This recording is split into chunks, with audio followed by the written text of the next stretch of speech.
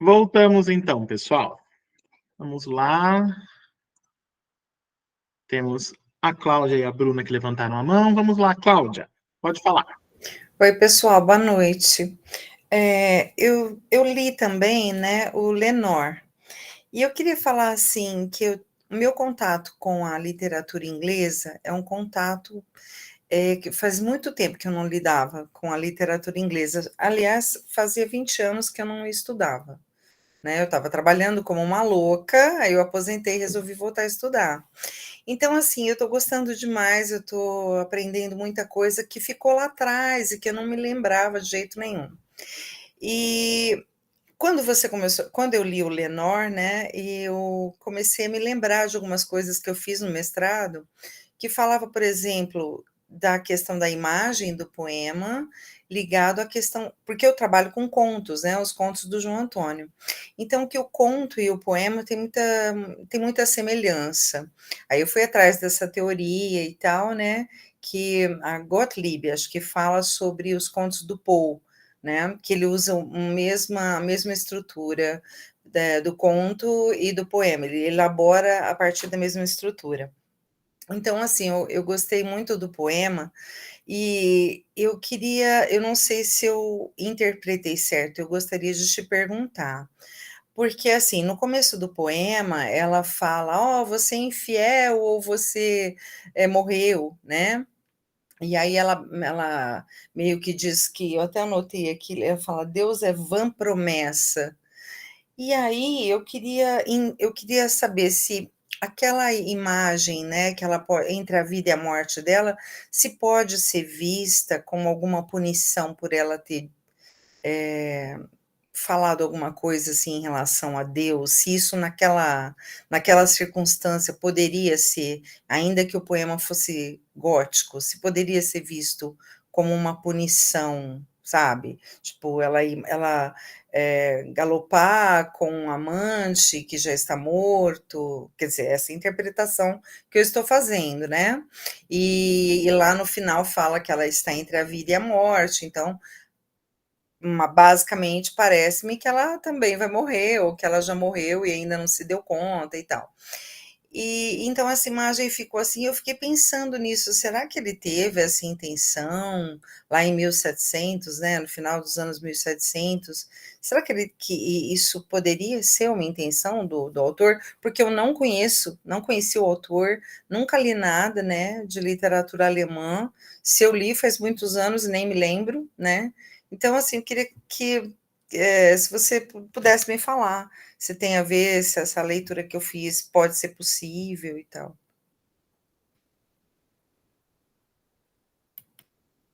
É, deixa eu ver se eu entendi bem. Cláudia, você diz essa questão como uma espécie de punição da divindade, né? O vampirismo como uma punição da divindade? Como se fosse uma condenação, né, Uma porque você estava falando condenação. isso. Sim, nós temos essa vertente, sim, nos estudos, viu?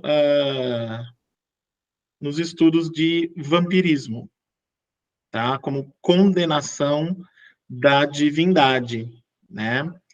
Aquilo que eu falei logo antes de nós irmos para o nosso breve intervalo.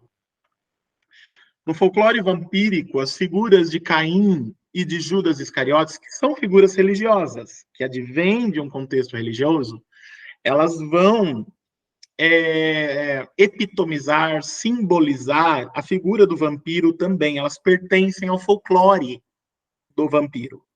Tá? E ambos foram condenados a uma vida eterna pela divindade como punição. Né? Então, sim, existe essa dimensão, sim. Inclusive, essa é uma das razões, por exemplo, minha gente, peguem a melhor adaptação cinematográfica de Drácula que nós temos, certo? Que é o Drácula de Bram Stoker, do Francis Ford Coppola. Tá? O que ele faz?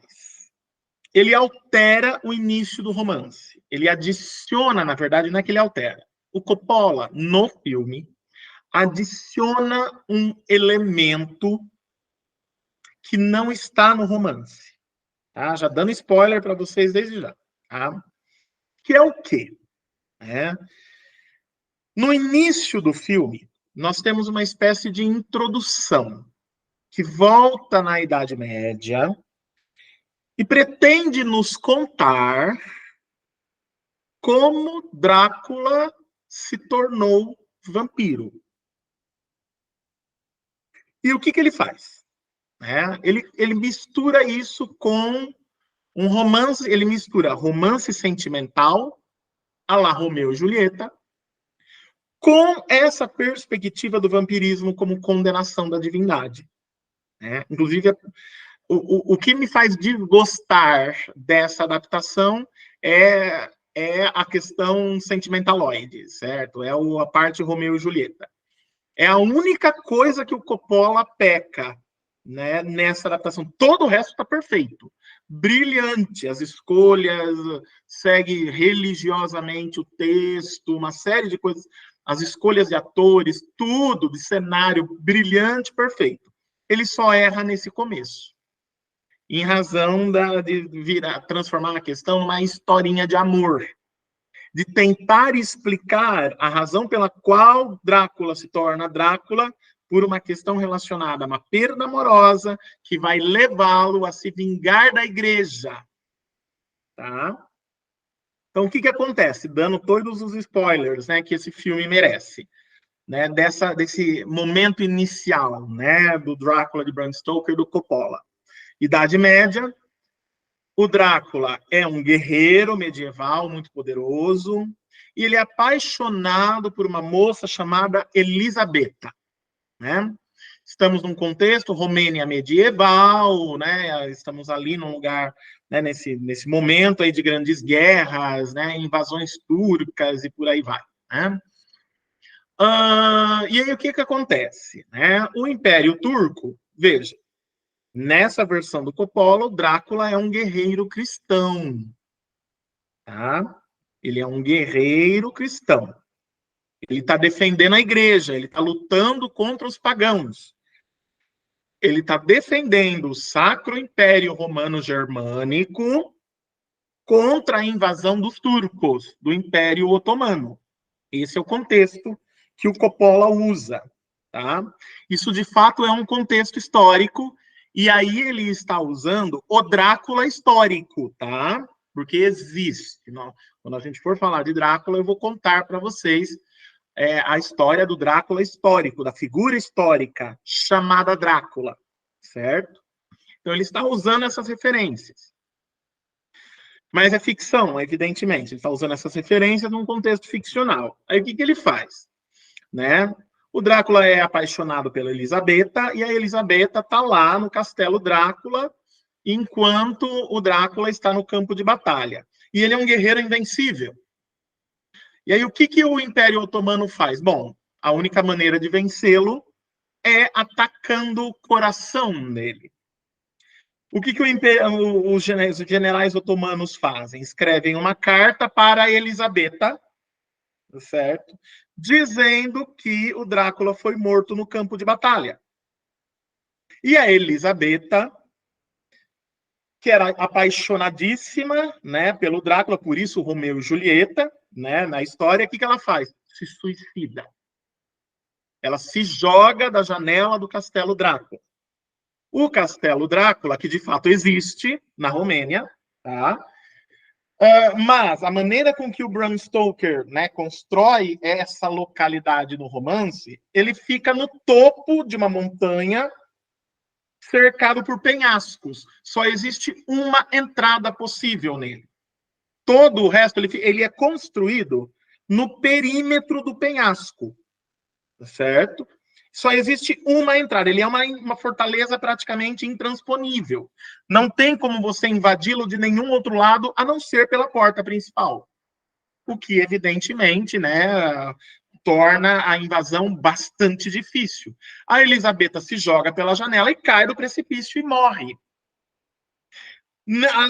Momentos depois, ou dias depois, né, não me lembro os detalhes da narrativa que o Coppola constrói, o Drácula chega no Castelo Drácula, ele não morreu, ele está vivo. E ele descobre que a Elisabetta se suicidou e descobre todo o plano que aconteceu. E aí ele se revolta contra a igreja. Fala, por que, que Deus não me protegeu? Aí ele pega a espada de guerreiro dele e crava na cruz. Quando isso acontece no filme, a cruz começa a sangrar. Ele é amaldiçoado por Deus com a vida eterna, com o vampirismo e a se alimentar de sangue, porque ele cometeu essa blasfêmia. Tá? Então, vejam, essa ideia advém desse poema, tá? Na literatura. Advém desse poema. É o primeiro poema sobre vampiros que nós vamos ter, né, na literatura moderna, século XVIII para frente, e que vai pegar essa tradição judaico-cristã do vampirismo ser uma maldição divina, certo? E vai trazer isso para a ficção. O Drácula do Stoker, o romance, não vai seguir por esse caminho, tá? Não vai seguir por esse caminho de forma alguma. O Drácula de Stoker, muito sabiamente, não explica como Drácula se tornou Drácula. Esse é um mistério fundamental que precisa se manter dessa forma, porque Drácula é o senhor de todos os vampiros. É o vampiro mais velho, é o primeiro vampiro, certo? É a primeira monstruosidade vampírica dentro do contexto do enredo do romance do Stoker, tá? Mas, vejam, existe esse elemento que faz parte do folclore religioso em torno da figura do vampiro. E existem várias outras coisas, tá, gente? Que advêm da religião que estão relacionadas à figura do vampiro, tá? Por exemplo, relacionar a figura do suicida à figura do vampiro, tá? É outro elemento popular, folclórico, religioso, especialmente do folclore e do modo, né, do cristianismo, modo da religião cristã no leste europeu de entender o suicida, né? É a mesma coisa.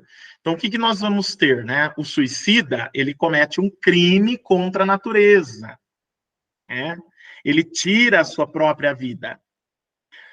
O arquétipo religioso para isso é Judas Iscariotes, que se enforca, ele se suicida no texto bíblico, certo? Nós não sabemos se de fato ele morreu, como eu disse, né? Mas ele comete o ato do suicídio. E ele é o traidor do Cristo, ele é o traidor da divindade, né? Então, o que acontece na cultura popular do leste europeu e até em alguns outros países da Europa até o século XIX? Sim, até o século XIX, minha gente. O suicida acreditava-se por quê? Né? O parâmetro que se tinha, a ideia, né, a figura arquetípica do suicida é o Judas Iscariotes, né? Acreditava-se que o suicida ele podia voltar à vida, porque ele é um condenado, ele tirou a própria vida, né? Ele foi contra as leis de Deus. A vida é sagrada, só Deus pode tirar a vida. Então, o que ocorria? O suicida não podia ser enterrado nos cemitérios cristãos. Certo? Onde o suicida era enterrado? Na encruzilhada. No cruzamento de duas estradas. Mas com um detalhe. Para você enterrá-lo no cruzamento de duas estradas, você tem que cortar a cabeça dele e colocar a cabeça nos pés. Aí você enterra na encruzilhada. Por quê? Qual o entendimento folclórico medieval que dá origem a isso? Se ele voltar à vida, ele está perdido na encruzilhada, ele não sabe por que caminho ir.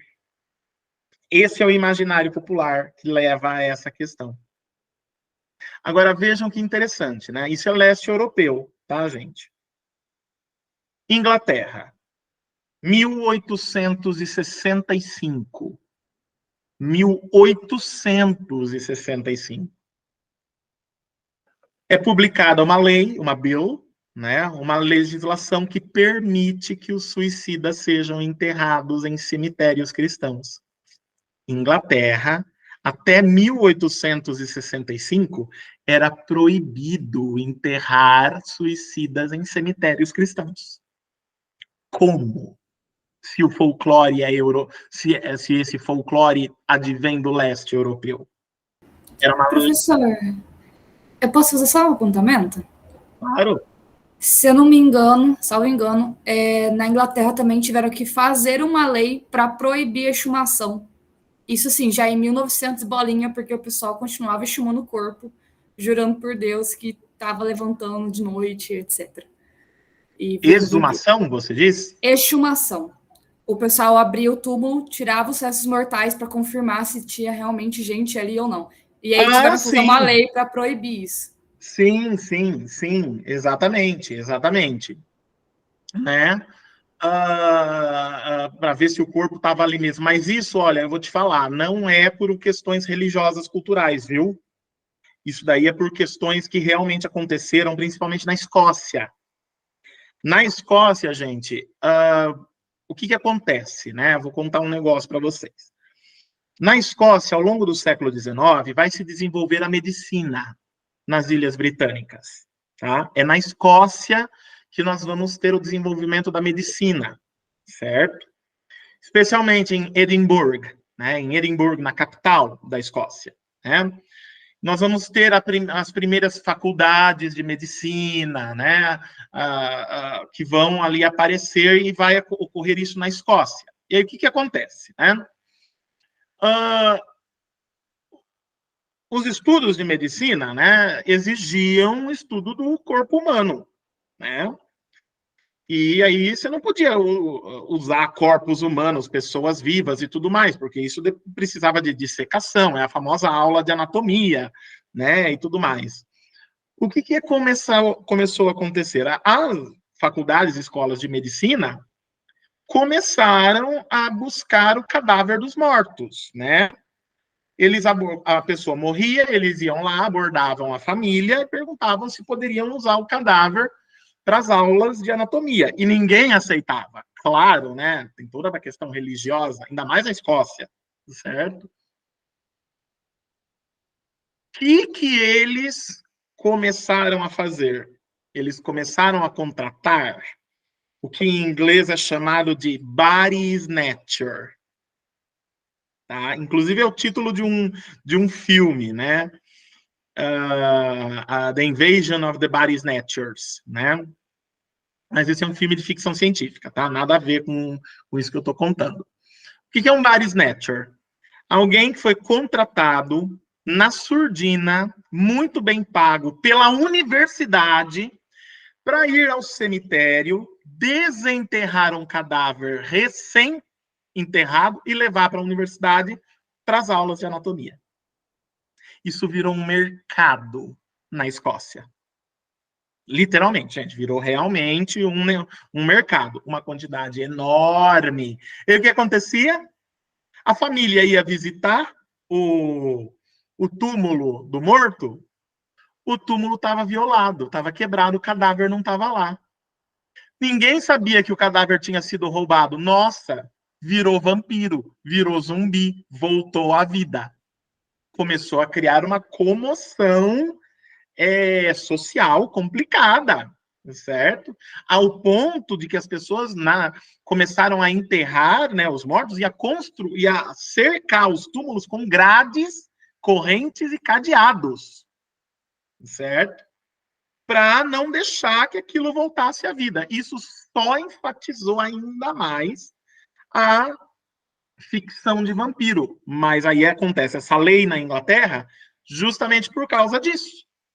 certo? Porque era um problema de fato social, não era sobrenatural o negócio. Eles acabaram descobrindo que a universidade estava contratando esses caras para roubar cadáver, levar para a universidade, e aí deu todo um processo, todo um bafão, a coisa toda. Muitos foram condenados à morte, né, por enforcamento, aquela coisa toda. Tá? Então, isso de fato aconteceu na Inglaterra. Agora, por uma questão de ordem social, só que o impacto no imaginário do público, aí sim, né? Estamos tendo um ataque de zumbis, eles estão voltando das tumbas. Cadê o cadáver? Certo? Então, isso foi de fato um problema social que aconteceu ao longo do século XIX todo nas Ilhas Britânicas, tá?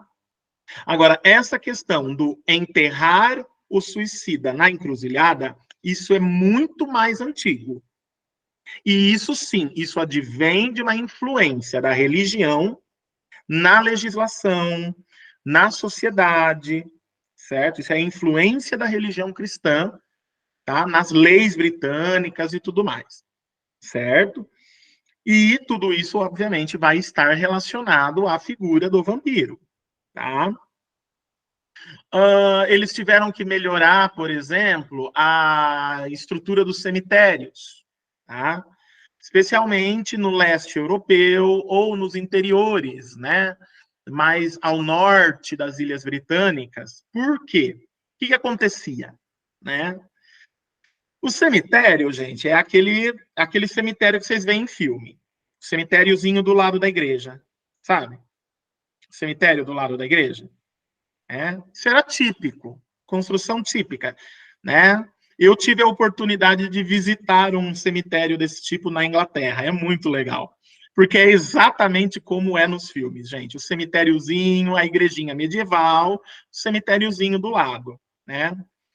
A árvore plantada no meio, né? É de acesso público. A cerquinha é pequenininha, você pode até pular a cerquinha, né? Mas nem precisa porque está sempre aberto, né? O que acontecia? Enterrava as pessoas ali. E aí acabava se descobrindo, principalmente no inverno, ia se olhar, a tumba estava revirada. A tumba estava. Porque não se colocava túmulo, não se fazia uma construção tumular. Colocava-se apenas uma lápide, certo? E se enterrava direto na terra, tá? E punha-se uma lápide. Esse é o cemitério do lado da igreja típico, certo? Você só coloca uma lápide, você não faz um túmulo, né? Uma construção tumular, como a gente tem no Brasil, por exemplo. O tipo de cemitério que nós temos no Brasil não existe na Europa, por exemplo. Se existe, é muito peculiar, muito pontual. Nas Ilhas Britânicas, por exemplo, muito raro de se encontrar. Na Escandinávia, não existe também. É uma coisa muito típica de povos latinos. França, Espanha, Portugal, as Américas, com exceção dos Estados Unidos e Canadá. Construir um túmulo, né, de alvenaria e tudo mais. Não há essa tradição nas culturas de língua inglesa e de língua alemã e de línguas germânicas de uma maneira geral. Você enterra direto na terra e põe apenas uma lápide. O que acontecia durante o inverno, né? Principalmente no norte da Inglaterra, na Escandinávia, no próprio leste europeu, que tem um inverno, né, lugares que tem inverno muito rigoroso, né? Enterrava-se as pessoas, punha-se a lápide, e algum tempo depois o túmulo tinha sido cavado. Muitas vezes, assim, uma mão do cadáver estava aparecendo para fora, né? E aí, isso mexeu profundamente, né, com o imaginário popular. Nossa, o cadáver está voltando à vida. Vampiros, né? Zumbis, está voltando à vida, quando na verdade era simplesmente ataque de lobo. Os lobos famintos durante o inverno. O lobo, gente, ele é o ancestral dos cães. Quem tem cachorro sabe muito bem como é o faro de um cão, né? É algo que a ciência ainda não conseguiu explicar totalmente. É algo, assim, absurdamente sensível, né? O cachorro tem um faro extremamente apurado, que, assim, o faro, né? O nariz humano não chega, assim, nem perto da complexidade que é o faro do cachorro. Agora, vocês imaginem do lobo, que é o ancestral do cachorro. Certo? O que acontecia? Inverno, lobo faminto, farejava o cadáver, ia lá, desenterrava e comia. Certo? Comia ali as partes. E aí o que você tinha? Você tinha um túmulo violado, né? Parcialmente aberto, pedaços do cadáver ali, né? Todos roídos, pedaços ali. Vampiro, zumbi. Ataque de lobisomem, não era lobo. Nossa, é o ataque do lobisomem, porque eles não entendiam que o lobo também comia cadáveres humanos. Certo? Não, foi o lobisomem que atacou. Então, tudo isso está relacionado ao folclore do vampiro. Só que, vejam, também está relacionado a questões religiosas, tradição religiosa, que influencia até mesmo em leis de países, certo? Então, sim, existe essa dimensão, sim. E em Lenor, nós vamos ter, né, no poema, essa implicação, tá, Cláudia? De fato. Ali no poema, eu até fui pegar ele aqui para dar uma conferida dos detalhes da minha leitura e tudo mais, né, com as minhas anotações, e é isso mesmo. Tem essa implicação de que é uma condenação da divindade cristã, no caso, o vampirismo, né? Isso também encontra, tá, gente, um paralelo na mitologia grega. Só que na mitologia grega, eu não tenho vampiros, mas eu tenho lobisomem, certo? Eu tenho lobisomem. O Licaon é amaldiçoado por Zeus, e ele se transforma em um lobo, certo? Por quê? Tem toda uma questão mitológica aí, né? O Licaon, que era um humano, um rei, que era extremamente orgulhoso, e ele foi lá e ele tentou enganar Zeus, né? A burrice suprema, né? Do ser humano tentar enganar Zeus, ainda mais quem, né? Enfim, ele foi servir para Zeus carne crua, né? Uma carne que era sacrificial. Zeus percebeu, revelou todo o plot, né? Revelou o que estava acontecendo e amaldiçoou o Licaon a se tornar uma besta, né? Uma besta que né, que na tradição, na iconografia medieval e antiga, era representado como um homem se transformando num lobo, né? Ele adquiriu feições lupinas, né? Tanto que é do nome Licaon que vem o conceito de licantropia, né? O conceito de licantropia, o lobisomem, certo? Então, até mesmo na mitologia grega, nós vamos ter algo desse tipo, né? Uma metamorfose. Algo semelhante vai acontecer com o vampiro. É por isso, inclusive, minha gente, que o folclore do vampiro vai sempre se misturar com o folclore do lobisomem, tá? Perdão. Onde tem um, tem outro. Um está sempre junto com o outro, na ficção e no folclore, tá? Então, um está sempre junto com o outro. Sempre, sempre, sempre. Tá? Justamente por causa dessas semelhanças, né? O vampiro, né? Nós temos um elemento mitológico folclórico dele, que ele é resultado de uma maldição divina. O Deus cristão foi lá e transformou ele num vampiro, alguém que é condenado a viver eternamente porque ofendeu a divindade cristã. Na mitologia grega, eu tenho algo semelhante, mas com a figura do lobisomem. Um condenado pela divindade suprema, porque ofendeu a divindade e foi condenado a se transformar numa besta que lembra um lobo. Então, essas duas mitologias, esses dois folclores vão se encontrar e vão caminhar juntos. Além disso, tudo isso que eu falei para vocês, sobre a questão de cemitérios, enterros e tudo mais, o ataque dos lobos, né? E o impacto disso no imaginário popular, certo? Então, sim, tá bom, Cláudia? Tem, e no poema Lenor, que isso é ressuscitado na ficção, que isso é, na verdade, trazido para a ficção, certo? Essa possibilidade de que o vampiro e o vampirismo seja uma condenação divina. É esse poema que traz para o contexto ficcional essa possibilidade. Na ficção de vampiro específica, não vai pegar, certo? Tanto que em Drácula, essa ideia não é sequer mencionada, tá? Mas isso vai ser recuperado na ficção de vampiro do século XX, por exemplo, certo? Na própria adaptação do Coppola para o Drácula do Stoker, tá? Então, isso no século XX vai ser recuperado, tá bom? É isso. Obrigada, viu, Cid? Acha, imagina, que é isso. Bruna Pascoal. Opa, agora foi.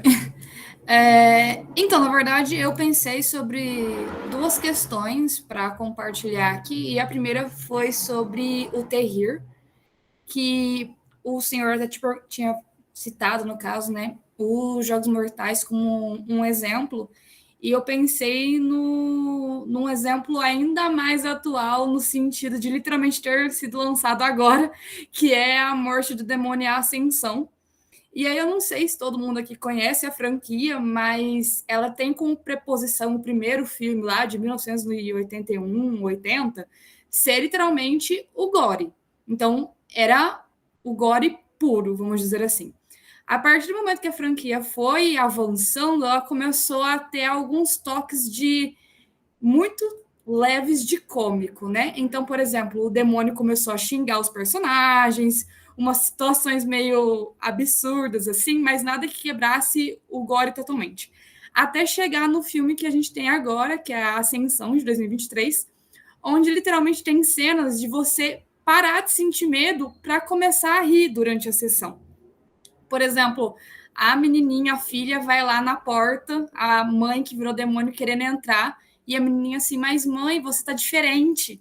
Aí a mãe demônio fala, ai, nada que um beijinho não sare. E aí você ri. Você, assim, não tem como fazer outra coisa a não ser rir. E isso chocou muito o público que acompanhava a franquia, né? Porque ninguém esperava sair do gore para ir parar no cômico depois de tantos anos. Então, essa questão da própria transmutação do gótico como característica mesmo para ele perpetuar, né? Então, igual o professor tinha falado, como o cômico ali, né, e o gótico meio que flertam de certa forma, ele conseguiu se adaptar tanto ao ponto para a franquia se manter relevante ainda, não cair no mesmo, né, bueiro que os Jogos Mortais caiu, que é de uma irrelevância já, não tem mais sentido aquilo.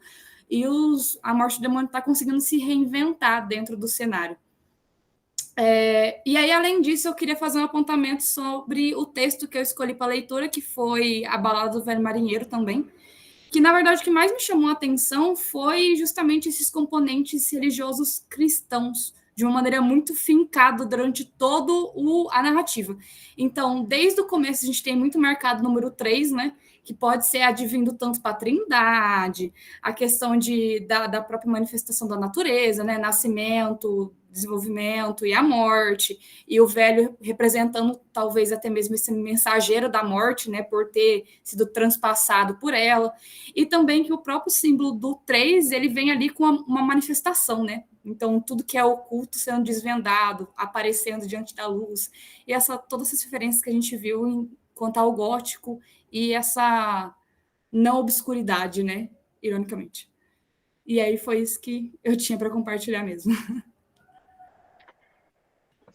Sim, Bruna. Começando por esse seu último comentário sobre a Balada do Velho Marinheiro, né? Lembrando, tá, gente, que tudo que diz respeito ao universo cristão, quando a gente fala de ilhas britânicas, é causa de medo.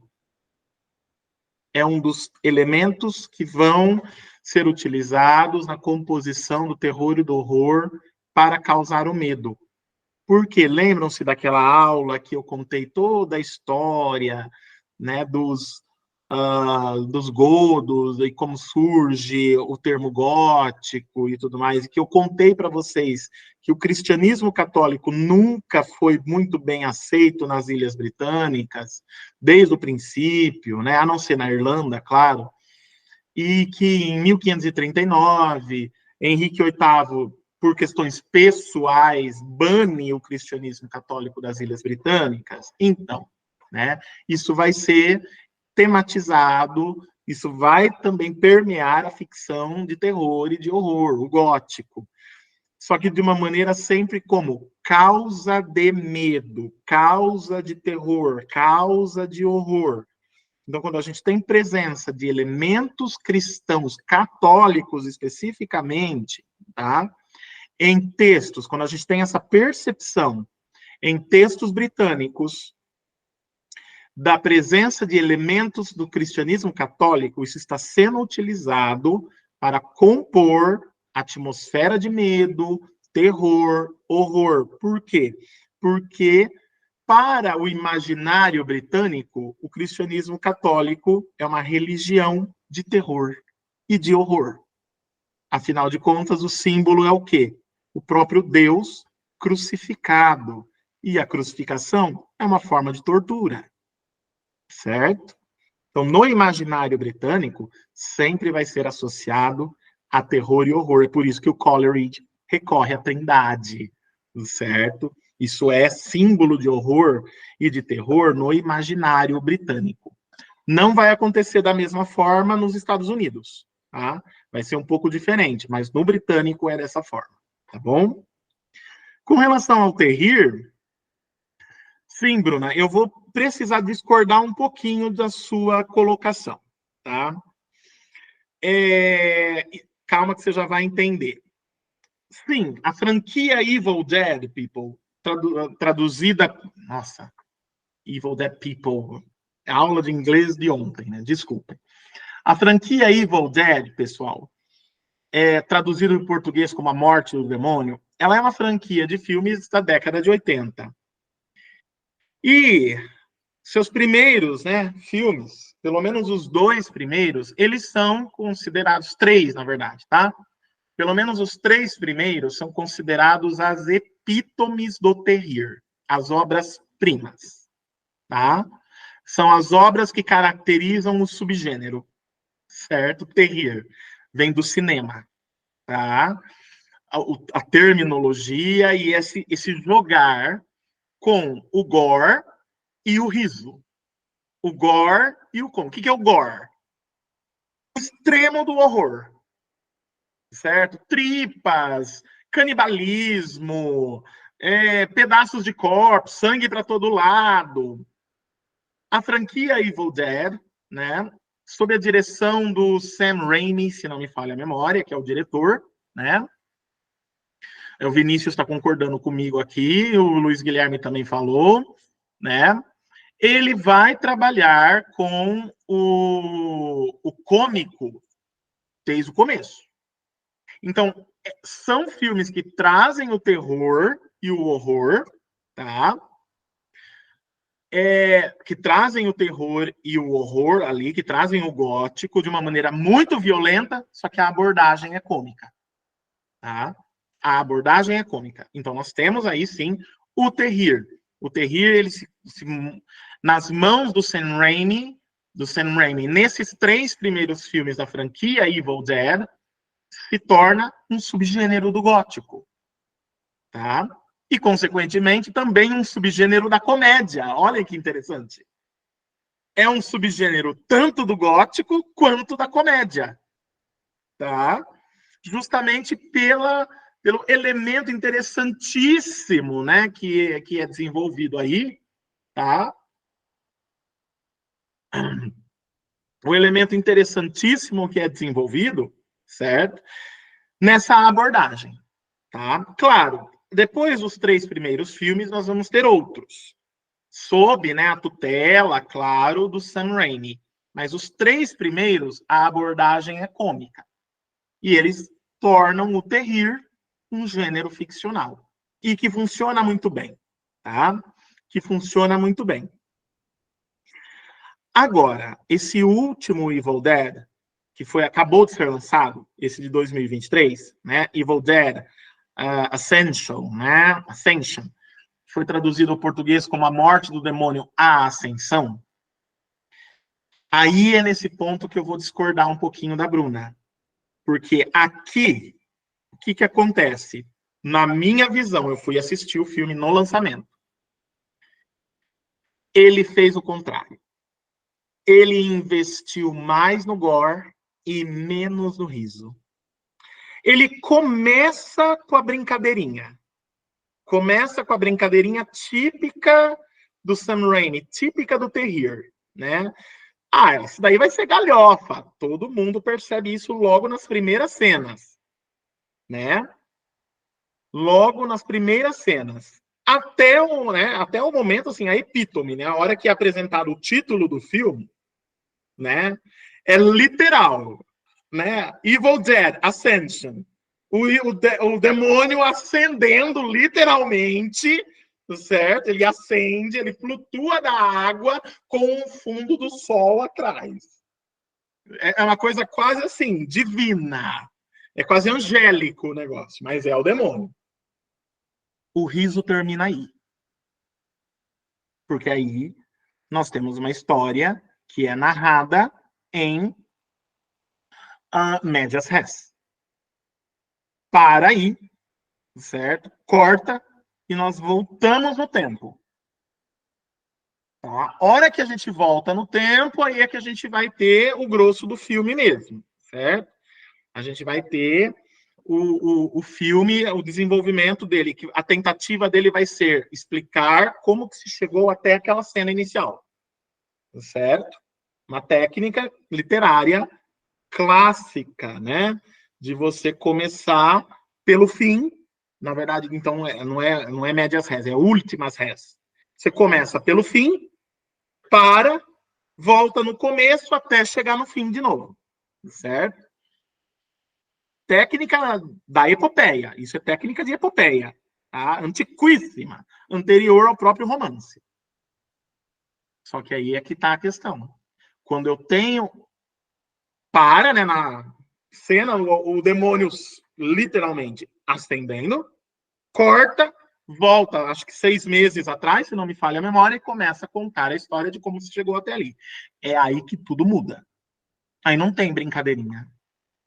Aí eu vou ter que discordar de você, Bruna. Não é brincadeira. Não tem brincadeirinha, não tem riso, não tem pacto ficcional de riso com o leitor.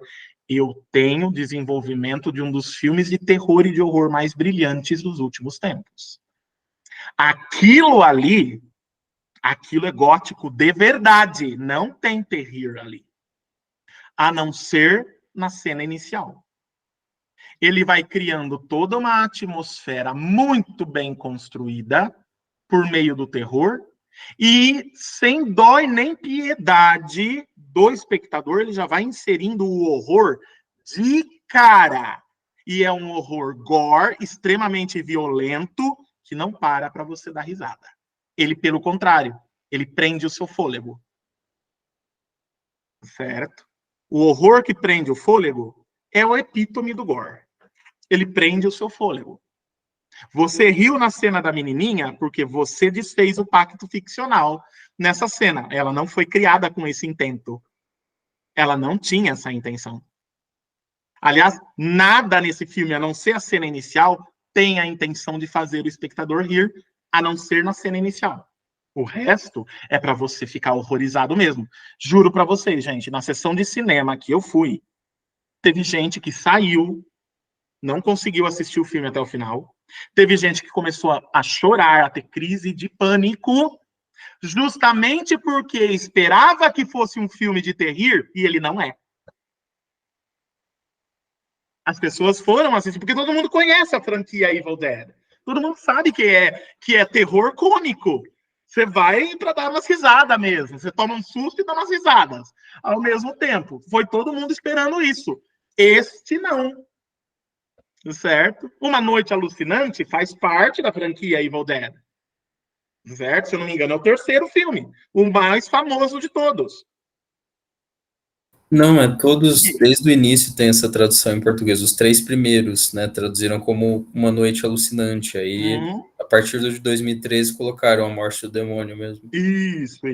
Maravilha. Obrigado por trazer essa informação aí que eu tinha me esquecido, Luiz Guilherme. Exatamente. Então, vejam. Todo mundo foi esperando, né, um filme de terror, porque todo mundo já conhece a franquia Evil Dead, ou Noite Alucinante, né, Uma Noite Alucinante. Já é uma coisa popular, uma coisa já da cultura popular, do cinema de terror, de horror, né, uma abordagem cômica. As pessoas ficaram extremamente surpreendidas com esse filme. Eu confesso a vocês que eu fiquei extremamente surpreendido, porque eu fui esperando o que todo mundo esperava. Eu conheço a franquia desde sempre. Assisti praticamente todos os filmes dela. E dei muitas risadas, é claro. Agora, esse eu confesso para vocês que a coisa foi muito bem arquitetada, de tal maneira que ele engana lindamente o espectador. E eu confesso a vocês, é um dos melhores filmes de gore que eu já assisti na minha vida. E é um gore sério, não tem nada de horror, de riso ali, não. Tá? Então, é uma coisa assim. E ele consegue causar o impacto que o gore causa, que é o quê? A abjeção. Nojo, você virar o rosto, com a coisa mais simples possível. Ele faz isso somente com sangue. Só com isso. Coisa mais banal, a coisa mais simples. O básico de qualquer filme de terror. Ele consegue transformar. Juro para vocês, gente. Eu saí da sala de cinema quase sentindo o cheiro de sangue. Tamanha é a quantidade de sangue que acontece, que é usada, né, nas cenas e desenvolvida. O sangue se torna o elemento gore. O que é muito raro, é muito difícil. Porque geralmente o gore, ele se dá pela violência física extrema. Isso aqui é o gore. É uma violência física extrema. Não é banho de sangue. Pois o diretor conseguiu transformar o banho de sangue numa das coisas mais assustadoras do cinema nos últimos tempos. Sabe, e as referências que ele faz são referências, para quem conhece, né, o cinema de terror e de horror, ele faz essa referência, por exemplo, do banho de sangue, é a cena famosíssima do Iluminado, né, do Kubrick, pois ele melhora essa cena infinitamente. No filme do Kubrick, é uma espécie de alucinação. Nesse filme, não. Nesse filme, os protagonistas quase morrem afogados em sangue. Certo? E o princípio é o mesmo. E é de verdadeinha ali, tá? Não tem alucinação nenhuma. Então, é um filme violento. Não recomendo para qualquer pessoa assistir, não. Tá? Por quê? Porque, olha, gente, eu já assisti filme de terror nessa vida, hein? Eu nunca vi no cinema alguém ter uma crise de pânico e começar a chorar assistindo um filme de terror. Foi o que aconteceu na sala de cinema em que eu estava. Certo? Então, o terror, ele vai até o título. Dali para frente, é horror. Não é nem terror, é horror mesmo. É gore, sem perder o elemento do terror. Essa cena que a Bruna falou que deu risada da menininha conversando com a mãe, essa é uma cena extremamente tensa. É uma cena de terror. Em que eu tenho terror e horror juntos. Porque eu, o espectador, sei que o ser que está do lado de fora da porta é um demônio, é uma monstruosidade, mas a criança não sabe. E aí? Se a criança abrir a porta, eu, espectador, sei que ela vai matar a criança da pior forma possível, mas a criança não sabe. Isto é terror. Tá? Isso gera um sentimento em mim, espectador, de angústia. Esse é um filme angustiante. Tá? Ele tem essa capacidade. Tá? Eu juro, eu tô me sentindo muito quebrada. Daquele ser humano quebrado, assim. Porque eu fui junto com a minha mãe e a gente riu em diversas partes. Mas, assim, realmente o que pode acontecer, Bruna, é que você não compre o pacto ficcional que a ficção de terror e de horror oferece. E tá tudo bem. Isso é comum acontecer. Tá? Geralmente, a razão pelo qual as pessoas não gostam de filmes de terror e de horror é justamente porque não conseguem estabelecer o pacto ficcional que é necessário com qualquer fazer ficcional. Eu tenho o seu mesmo problema com os modernistas. É o mesmo problema que o seu. Certo? Eu, Cido, não consigo estabelecer o pacto ficcional com o Joyce, com algumas obras, não todas, mas com algumas obras da Virginia Woolf, com uma obra inteira da Clarice Lispector, com os franceses, Marcel Proust. Não consigo, não vai. Eu começo a dar risada. Eu começo a ficar puto com aquilo. Eu começo a xingar aquilo. Certo? Começo a chamar aquilo de pseudoficção. Certo? De masturbação teórica. E por aí vai. Certo? Eu odeio todos os modernistas, menos a Virginia Woolf. Certo? Só ela que salva. O resto eu não considero literatura modernismo. Estou sendo muito franco com vocês, estou falando a sério, não estou brincando. Eu não considero literatura modernismo. Para mim, modernismo foi um mal necessário. Só isso. Tá? Então... Ai, Cido, e o Fernando Pessoa, e o Sacarneiro, tudo no mesmo saco. Vai tudo para o mesmo saco, para o mesmo ralo. Então eu te entendo perfeitamente, Bruna. Não, estou falando sério, minha gente. Eu te entendo perfeitamente. Não e tá tudo bem. Não é todo mundo que consegue fazer o pacto ficcional, certo? Com a ficção de terror e de horror. E tá tudo certo. Certo? Da mesma forma que muitos de vocês provavelmente não conseguem fazer o pacto ficcional com determinados fazeres ficcionais. E tá correto, e tá tudo bem, e tá ok. Certo? Isso não é um problema. Certo? Nós precisamos, evidentemente, conhecer os nossos limites. Para mim, o meu limite é o modernismo. Não dá. Não desce. Não adianta. Não me convence em nada. Eu não considero aquilo nem ficção. Certo? Aquilo, para mim, é teoria mal feita. Só isso. Tudo do modernismo, menos a Virginia Woolf. Certo? Do Joyce, só salva Dubliners, a coletânea de contos, que não tem experimentalismo de linguagem, que é muito mais realista do que modernista. É a única coisa que eu gosto do Joyce. O resto, pelo amor da deusa, não precisava nem ter existido. Desperdício de papel. Certo? Então, desculpa se eu ofendi, não foi a intenção, tá? Ofender ninguém, certo? Não foi a intenção ofender a pesquisa de ninguém, de forma alguma. É simplesmente eu me solidarizando com a Bruna. Certo? Vocês perceberam a solidariedade, né? A pessoa eu acho solidariza destruindo o modernismo. Olha que legal, né? Mas isso que o senhor falou faz muito sentido, porque tem diversos filmes. Eu, na verdade, eu tenho muita dificuldade de comprar filmes, de modo geral. Sim. Então, acho que faz muito sentido isso mesmo.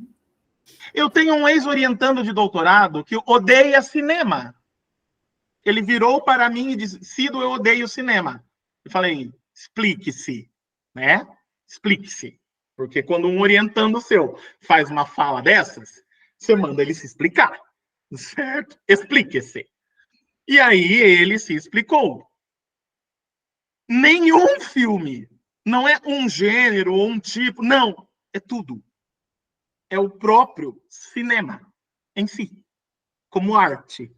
Não gosto do cinema em si enquanto manifestação da ficção, enquanto plataforma ficcional. Não é tá uma pessoa feliz, né? Oi? Não é uma pessoa feliz.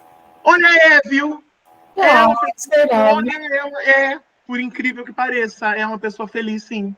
Um excelente leitor de romances. Se tu começa a pensar que você também não é muito feliz. Não gosta de modernismo? Sei, ficou aí no duvidoso. Não, eu sou uma pessoa felicíssima, meu bem. Imagina. Eu me tornei ainda mais feliz quando eu tirei o modernismo da minha vida. Aí é que eu me tornei realmente feliz. Certo? Quando eu tirei o modernismo da minha vida. E eu estou me preparando pessoalmente, né? E assim, profissionalmente, para tirar o modernismo é o próximo passo das minhas aulas. É o próximo passo. Tá? Não vou mais ensinar modernismo. Ensino ainda hoje. Certo? Contrariado, mas ensino. Certo? Ensino. Metendo o pau? Ensino. Tá? Ensino tudo, todas as técnicas, todo o princípio, tudo, ensino tudo, tá? Mas estou me preparando psicologicamente, né, e profissionalmente para tirar essa praga da minha profissão, inclusive, certo? Ai, Deus. Bom, agora eu estou vendo aqui o comentário. Você, Ana Clara, você está machucando meu coração, tadinho do Pessoa. Você sabe que a única coisa que eu gosto do Fernando Pessoa é um ou outro poema e a peça de teatro dele, só, mais nada. Não, eu vou mandar o conto, vou mandar o conto para você gostar. Não é possível. Ai, Deus, enfim, tá? Aí o Luiz Guilherme escreveu, né? Minha dificuldade é com sentir medo. Existem pessoas que realmente têm essa dificuldade, sim, certo? Que têm algum tipo de imunidade ao medo. É raro, é raro. É bem raro, tá? Todavia, é preciso levar em consideração que, talvez, no seu caso, né, o medo ele se manifeste de outra maneira que você não relaciona a medo, certo? Pode acontecer, certo? Ele se manifestar de uma outra maneira que no seu imaginário, no seu conhecimento, não é medo. Você relaciona aquilo com outra coisa, tá? Por quê? O medo é uma das condições humanas, assim como o amor, tá? Pode acontecer das pessoas ter algum tipo de imunidade a esses sentimentos? Pode, mas é a coisa mais rara possível de ocorrer, tá?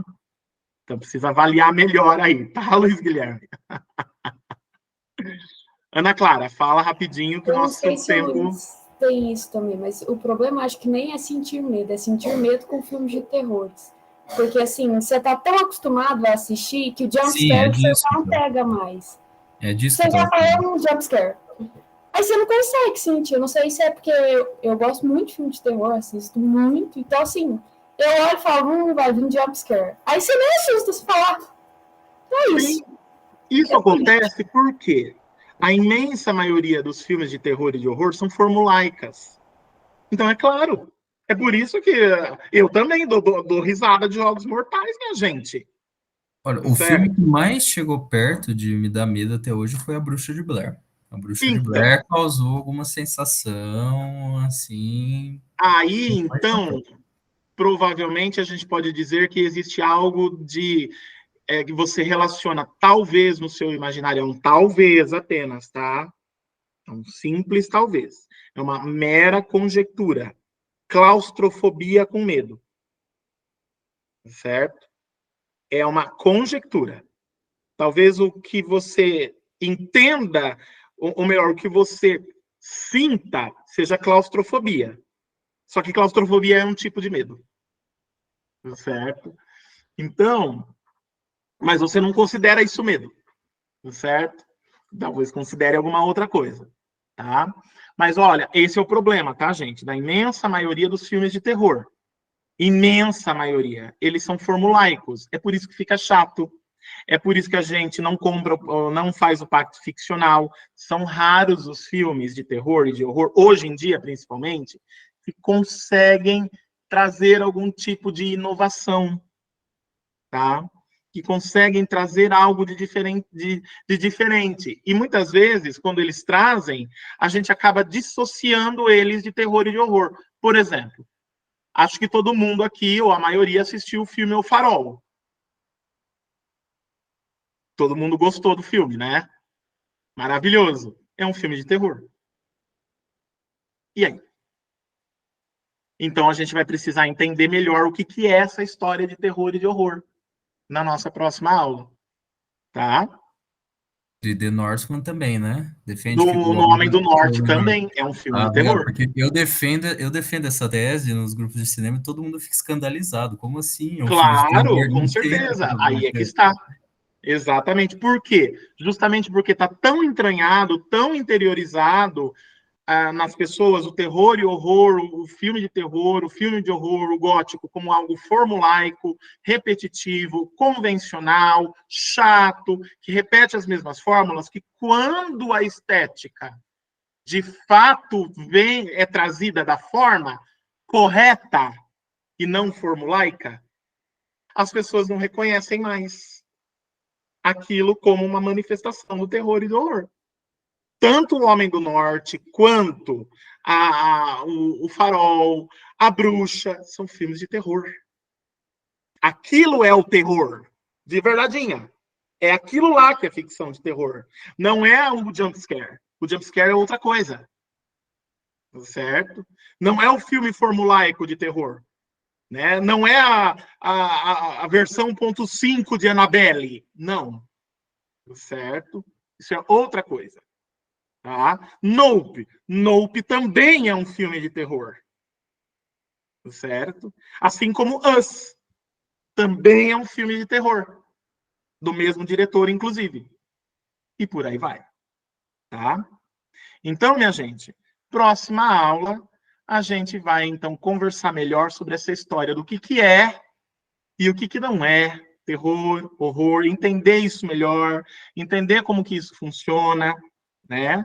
E desfazer um pouco dessa ideia que é absolutamente senso comum, e está tudo bem, que terror e horror são coisas formulaicas, e por isso, né, não tenho medo com filme de terror, porque se não assistiu o filme de terror certo.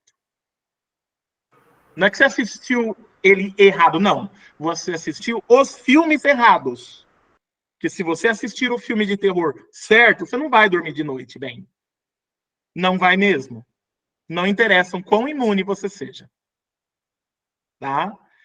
Durmam com essa hoje. O Sétimo Selo de Ingmar Bergman. Obra-prima do terror. Tá?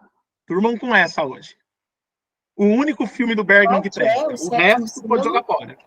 Tá? Repete o nome. O Sétimo Selo. O Sétimo Selo de Ingmar Bergman. Filme da década de 50, em preto e branco. Tá? É um filme de terror. Uma obra-prima. A famosa cena do jogo de xadrez com a morte. Tá? Aquilo é terror de verdadeinha. Certo? Não Annabelle parte 3.